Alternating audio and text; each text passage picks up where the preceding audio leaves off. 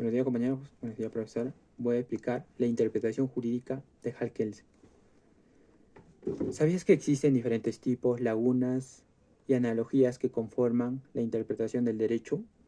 La mayoría de las personas que ignoran esta noción tienen problemas legales y penales en diversos casos a la hora de interpretar las normas.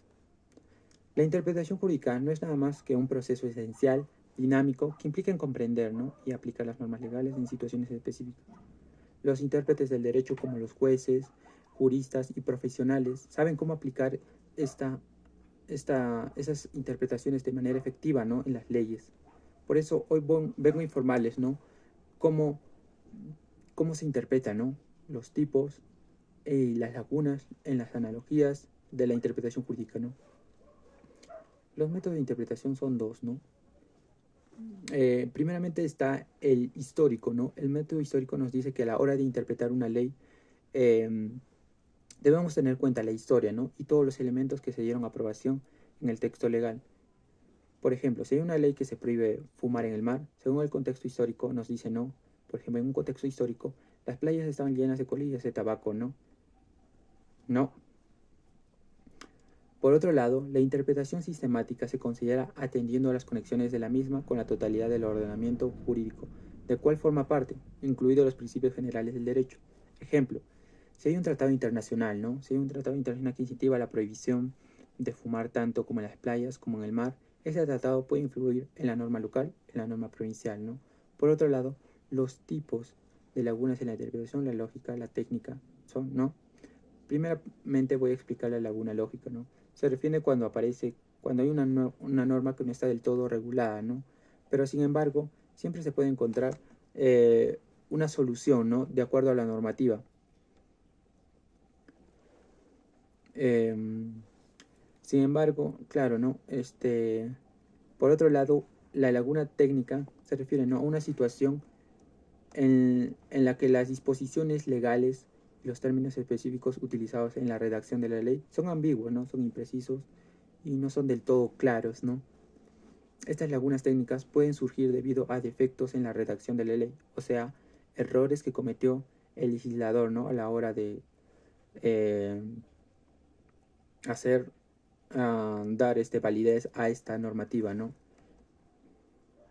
Finalmente, en las analogías de la interpretación vemos la analogía juris y la analogía legis, ¿no? Primeramente, la analogía legis. La analogía legis entendemos, ¿no?, que se utiliza como una herramienta de interpretación y como una fuente subsidiaria a la ley, ¿no? Es decir, que se aplica antes de recurrir a otras fuentes legales complementarias, ¿no?, como la jurisprudencia o las costumbres. Sin embargo, su aplicación está sujeta a la interpretación del juez o de una persona competente, ¿no? Y culminando, la juris consiste, ¿no?, en aplicar los principios generales del derecho. En caso si una norma no está del todo regulada, en este caso, si no funciona esa norma regulada, como no está muy regulada, aquí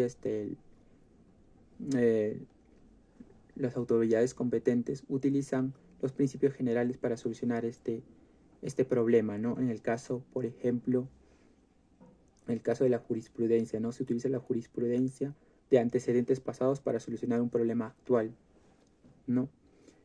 Y en reflexión podemos decir que la interpretación jurídica, no, concluyendo, la interpretación jurídica se basa en dos métodos, ¿no?, histórico, sistemático, como también en las lagunas vemos la legis, no, vemos la laguna técnica y la laguna lógica, ¿no?